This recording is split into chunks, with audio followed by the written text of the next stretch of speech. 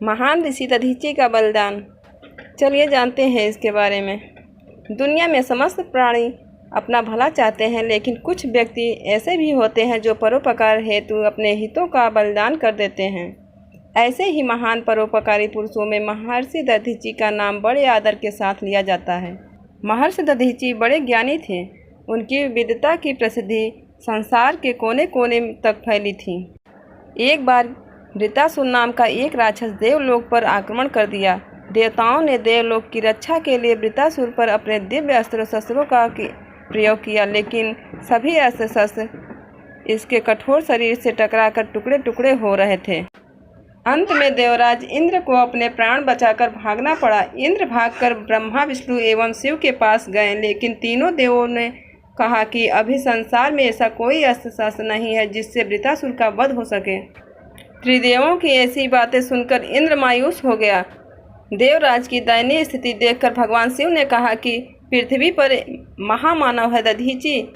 इन्होंने तप साधना से अपनी हड्डियों को अत्यंत कठोर बना लिया है। इनसे निवेदन करो कि संसार के कल्याण हेतु अपनी हड्डियों का दान कर दें। सभी देवता की आज्ञा लेकर इंद्र महर्षि दधीचि के आश्रम पहुँचे। दधीचि ने देवराज का आदर सत्कार किया और उनके आने का कारण पूछा। तब उन्होंने अपनी संपूर्ण व्यथा ऋषि को बताई। इस पर दधीचि बोले, महाराज, मैं देवराज एवं देवताओं की किस तरह मदद कर सकता हूँ। इस पर इंद्र ने उन्हें सारी विधि बताई तथा शिव की आज्ञा के अनुसार दधीचि से उनकी हड्डियों का दान मांगा। महर्षि ने बिना कोई सवाल किए अपनी देह त्याग कर देवताओं की मदद करने की बात पर राजी हो गए। उसी समय उन्होंने समाधि मुद्रा में ध्यान लगाया और संसार के हित में अपने प्राण त्याग दिए।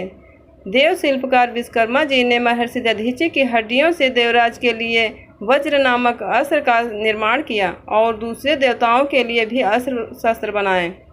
इसके बाद इंद्र ने वृत्तासुर को युद्ध के लिए ललकारा। युद्ध में इंद्र ने वृत्तासुर पर वज्र का प्रहार किया, जिससे टकराकर वृत्तासुर का शरीर रेत की तरह बिखर गया।